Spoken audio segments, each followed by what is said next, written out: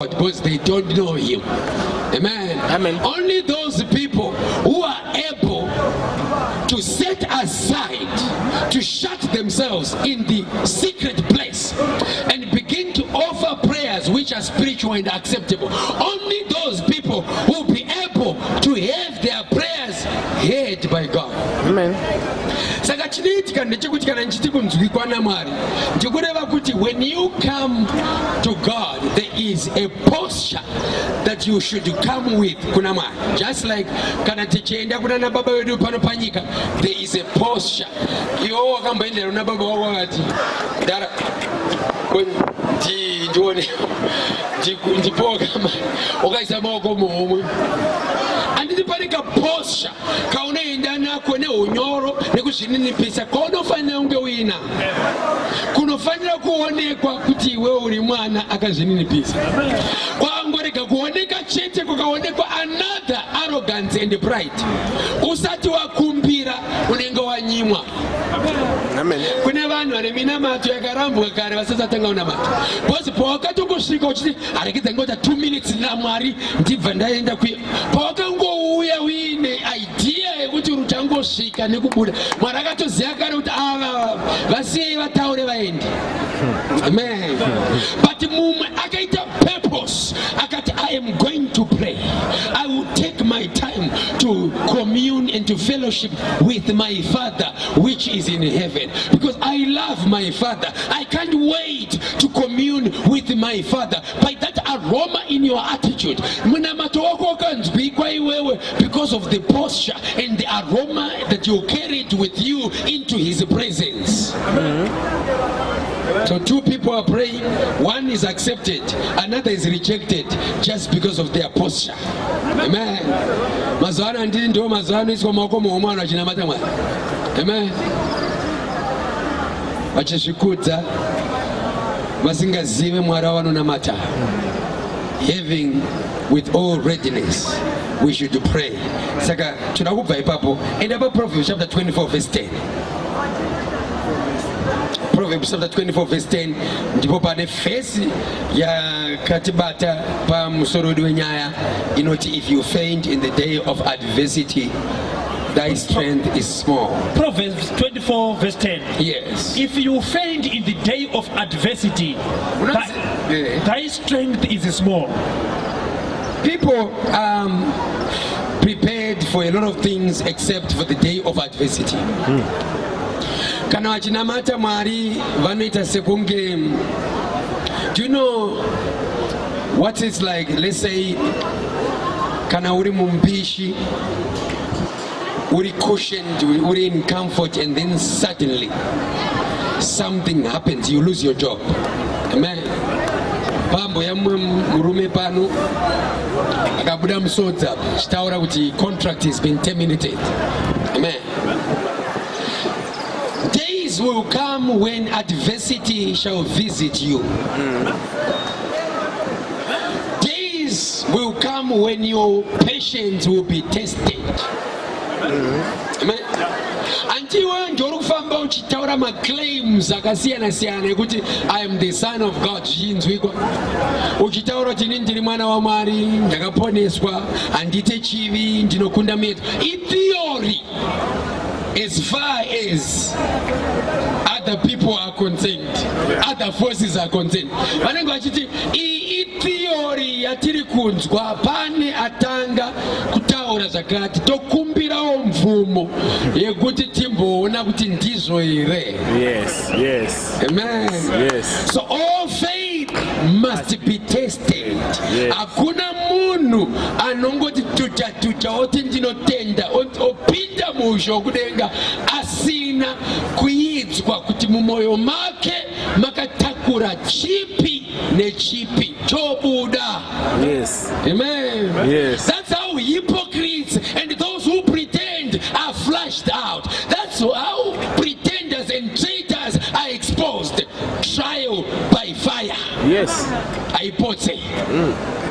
Isaiah 48 verse 10 inobvatira kuti goridhe roidzwa nemoto, but inini kana ndakuidza vanhu vangu ndinova vaisa in the furnace of affliction, because apana chimwe chinhu chinokwanisa kuburitsa zviri mukati memunhu kunze kwechinhu chinonzi affliction. Yes. Amen. Comfort haikwanisa kuburitsa zvinhu hako chaicho hakwanisa kuburitsa. But when you are afflicted, I've seen men under affliction who were ready to do anything. Nosvikira wanzi dai pasina kuti munonamata ndaikutaurirai munhu anokwanisa kupedza dambudziko ramuinaro. But muchidarireiko kunamata kupiko? Ndipei nhamba ndirakidzei ndoita sei? Men who is under affliction will go through anything to come out of it. Yes. Amen. Washaya Isaiah 48 verse 10. Read. See, I've refined you, though not as silver. Isaiah chapter 48, verse 10. Yes. Verse 10. Yes. I have chosen you out of the furnace of affliction. This is what I wanted to point out to you, but that day will come and all these things shall happen. This is my son. Yes. The devil must come and ask and inquire, if you be the Son of God, then do this. So there is a test that is subjected to all who are born of God. Behold, I have refined you. Behold, I have refined you. But not with the silver, I have chosen thee in the furnace of affliction. I have refined you, but not as silver is refined under the fire. You, I have chosen you out of the furnace of the afflictions, where the true intentions of your heart were exposed, were known, and were revealed. Pano achada kuparidza vhangeri ari kutsvage chii? Regai tione kuti haisi mari here, nokuti the devil cannot believe that a man can be holy and profess godliness asina chaari kutsvaga. Saka does Job fear God for nothing? Muri kureva here kuti Job manamatiro ake ese kuseta record mulendi yaUzi kunamatira pasina, haazi here kukunamatai nekuti you have put a hedge, a fence around him, and you've blessed him with so many things. Amen. The devil inquires concerning the steadfastness of Job. Akaita naro kuti Job does not fear God for nothing. Do you fear God for nothing? Matyiro amunoita Mwari nemadiro amunoita kunamata aya kuri kwega here?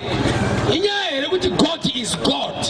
Kana kuti imimi makanzwa kuti anopa zvinhu, kana kuti pane chamakateya chamuri kuda kwaari? Why do you fear God? Turipo twakomana tinoti kana twakatsanya ipapa anenge achida simba, kana kuti ada kumanifesta healing, kana amene challenge aita nevamwe vake, saka ada kuprova kuti ada kubata target. Topanenge ari holy mazuva iwayo. Mwari ari mumakomo achitsvaga simba, averenga bhuku akanzi pamwe panenge pane man of God akafasta 40 days, iwo akati ndipindewo. Saka wapinda paipai, the question has been asked, mukomana uyu manamatiro ake ase chii chaari kutsvaga? Anzi ari kutsvaga harisi simba chete. Anzi aiwa anondida uyu, zvanzi right, ngaati apedza 40 days toda kuona kuti acharamba here achikutsvagai, imi musamupe simba. Amen. Do you know that there are believers who read the Bible? Kana wakanzwa muri kuparidza mangwana ndopanovhura mapeji eBhaibheri, ndopanenge achiverenga Mwari obva aita spiritual anzwa kuti pane kuparidza. Achipedza kuparidza anonzwa kuti obva aenda kumba zuva iro rachiti nhasi ndoda kunoona series yangu iye nayo series yekusvika midnight asi pengaudzwa nzi uri kuparidza anga ari mushoko Mwari ndikukumbira mutibatsirewo musazondisiya ndega Mwari mayamutsere simba renyu Mwari. You are asking because une intention yekuti uzouya uchirakidza vanhu kuti you come from the presence of God. Amen. That's why you read the Bible kuti unorakidza vanhu kuti unoziva. That's why you pray kuti uzoenda uri kutya kuti unozomira uri wega. But duty rekuparidza rapera. It's what happens after duty. Tabva pano. That's the important part of your walk with God. Yes. What do you think happens tabva pano? Amen. So you think tabva pano? Taugara ma TV. Isai series tibona. Ndozabona mchifunga titi. Tabva pano takunoti Mwari tinokutenda. Nevese vantu vashoko tinokutenda nekuti pakuparidza shoko apa muri kurakidza kuti ndimi mune simba to convict man, ndimi mune simba to transform man. Takunamata futi todzokera futi mushoko raMwari. Amen. Yes. TV inoita dust mumba mako pasina vana.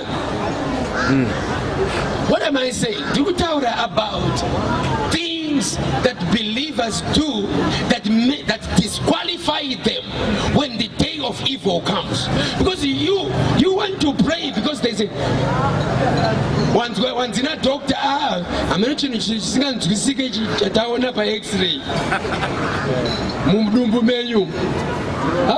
Murume achinzwa nyaya idzodzo anenge achi pamwe kenza pamwe tuma pamwe ndakaroiwa mazuva ayo anotanga ita spiritual Mwari ndokutya ini. Imi mune muchishamisika kuti vanhu vamunoona vakagara mumasowe vaiveka ngatikuudzei zvavakaudzwa zvinoita kuti varare kumasowe ikoko kwavanorara. Mhiko yerufu pavana kana pasiri pavana pavari. Pane mhepo yasimuka baba taona yakupidigurai December asvike. Asi ndazokumbirirai kuti mupuwe kundiso zvakanzi munofanira kubata choto. Munofanira kufamba mativi mana. Mhiko yerufu, a prophecy which binds them and it brings them to this kind of obedience. Pasina izvozvo kunodi kuchoto nditonoro zvangu. This is the natural state of man. You want to pray because the day is come. The believers must be found ready to stand their ground on the day of evil. Vanofana kuonekwa vakapfeka nguo dzekurwa nadzo. Ndiri kukuudza kuti divorce inoitika pane mutendi. Mutendi anofirwa nehama kana nemwana kana nemukadzi. Zvakaipa zvinogona kuitika. Mota inoita accident. Basa rako rinopera. The question is, have you been prepared to stand in the day of adversity? Yes. Amen. Amen. Or your faith will be found wanting. Ndopa wanobva watanga kubowa murume mukuru. Instead yekuti uchinzwanzi basa rapera unongoti Mwari ndinokutendai nekuti upenyu hwangu hwakagara uri mukati memaoko enyu. Amen. Wakatogara uri mumaoko ake saka hausi kuvhunduka kana kutya. Amen. I have a testimony yekuti I don't want to say details but let me tell you paupenyu hwangu inini when I was 2007 around 2009 pandaishanda contract yakapera chanda company yakuvhara saka muona kuti moita sei. But pane kaperiod kekuti ndisiri kubasa ndipo pandakararama my best life. Ndisiri kubasa. I went to South Africa ndichidzoka on a ticket longonzi muri free hatimboenda ku South Africa. Handina passport hamuna passport kwese akwati hamuna ndinongotara hauna passport because I was young but I knew and I loved God. But by time iyoyo I found favor, I found God. Ndisina stove, ndisina chi kwenda igara kwacho ndaigirwa meals anodyiwa nevarungu anenge ari raped mari zvaidhilivarwa pamba pandaigara kuti ndigare ipapo ndendati ndakudzokera ngumba kwamai vangu because handisisina basa kuno kurapera zvanzi God forbid udzokere kupi no vanhu vanotaura izvozvo vanondibhadharira renderewa. Yes. But God showed me favor. There is an economy yamwari yekuti every believer should be aware of. Nyangwe takada kuignore nyaya ndikutaura ndeyechokwadi pane zvinhu zvinoitwa naMwari muupenyu hwemunhu. Ndaitaurira vamwe ndakati it's not possible to carry the presence and the glory of God and walk panyika panapa as an ordinary man. Hazvisi possible. Nyangwe isatiparidze prosperity, hatiparidze zvinhu zvenyama, but it's not possible kuti munhu uti iwewe una Mwari wotadza kuona rubatsiro rwaMwari. Yes. Hazviiti. It's blasphemous. Kufungidzira kuti iwewe unganzi unofamba pano panyika uine rubatsiro rwevatumwa naMwari vachikubatsira, then hapana anoona saini kubatsirwa kwako naMwari. You are miserable of all the people. It's not possible. Yes. One thing that can make it possible is your only fantasy that you are walking with God. Iwe glory yakaita depart kare. Nekuda kwekusanganisa kwaunoita. Amen. Unoda nyika, unoda futi Mwari. Funza vakafamba naMwari. Ask the patriarchs of the faith. Kuti zvizonzi Enoch was no more. What did he do? He habitually walked with God and he was taken. End by Hebrews chapter 11 very quickly. End by Hebrews chapter 11. I'm not saying she does so data out of Peter. End by Hebrews chapter 11, chapter 32. Yes. Hebrews chapter 11 from verse 32. Yes. And what shall I more say? For the time would fail me to tell of Gideon, of Barak, of Samson, of Jephthah, of David also, and Samuel, and of the prophets. Who through faith subdued the kingdoms. Through faith they subdued the kingdoms, because that was for them to subdue. They showed mightiness of their faith by subduing kingdoms, earthly kingdoms. But isusu through faith we subdue principalities and powers and all that wars against us. Yes. Yes. Amen. Pane mweya inotadzisa prosperity muupenyu hwemunhu. Maybe the idea of being blessed vana vamboziva kuti inorevei. My philosophy is simple. Maybe it's simple enough for you to understand. I believe kuti munhu akangobvisirwa jambwa nemunyama muupenyu hwake uchiitawo zvikuita vamwe shanda zvatopera. Yes. Inini kufunga kwangu problem yekuti sei wewe usiri kubudirira pane zvinhu zvauri kuita. Ini kufunga kwangu une jambwa nemunyama nekutukwa kwawakaitwa. Dai wabvisirwa zvinhu izvozvo, no matter how small what you are doing is. Amen. Tengesa madomasi anditi usina jambwa usina munyama. Because kunzi you are blessed, it means there is an ability and a force iri mauri which causes you to prosper. Yes. Amen. Amen. Hapana kutukwa kurikuita oppose prosperity. Saka ndo philosophy yangu. I don't care basa raunoita kuti rakakura sei kana kuti vamwe vada kuchinja nyika vachifungidzira kuti zvinonoita nani, because you will go there and you'll be miserable. uri ku UK uri miserable, uri ku South Africa uri miserable, uri ku Botswana uri miserable. Shazo ndine mama, if you're a crocodile in Zimbabwe, if you cross the river, you're still a crocodile. Amen. You don't change. Bozi chakaropa fatwa anofana unge ari iwewe kwete nyika. If you carry the favor and the blessing of God upon your life, you should prosper. Amen. Yes. So the idea of prosperity, it messes their head because they are according to this world. But prosperity in the kingdom is a person who is content with God's provision. Is a person who knows it's God who is supplying. Whatever you need, God supplies. Amen. You may not have a minimum abundance, treasures are kupfachukira, but unoonekwa une peace, unoonekwa uchifamba in contentment such as never men seen before. Because wakaropa vazo. Kusagutsikana kuri kudzidziswa nevashumiri vemazononzi, usagutsikana nezvauri, unofanira kunamata uchiramba. Don't be content. Vari kusowa maseeds ekuti munhu aite mema and complain against God's provision.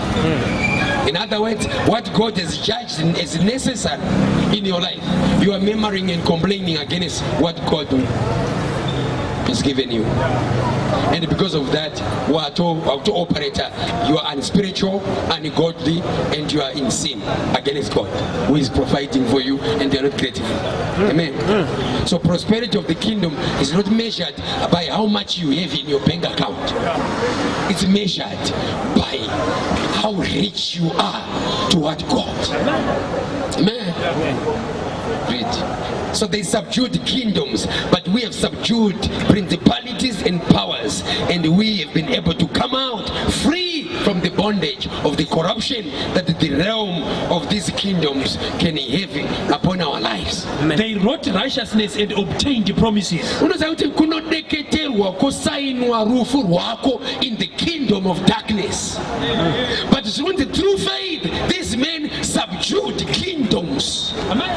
It's also through faith we have gone beyond the veil in the presence of God. By offering prayers, we have destroyed charms, spells, and rendered useless every counsel of the wicked. Just by you saying, no weapon formed against me shall prosper, it's not enough. Amen. No weapon formed against you shall prosper. But who is you? Amen. Yes. Yes. No weapon formed against you shall prosper. Who is you? Who is you? You want one that this weapon should not prosper.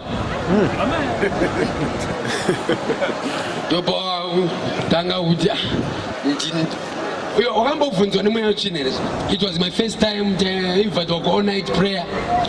Then demoni rakandifunza kuti ndiwani saka tarachukwadi ashayinopindira kuti ndoti ndinani. Sure, ndakapose and I could not answer because I didn't know kuti saka zvinopindirwa zvichiti kudii kana wabvunzwa kuti ndiwani. Amen. Yes.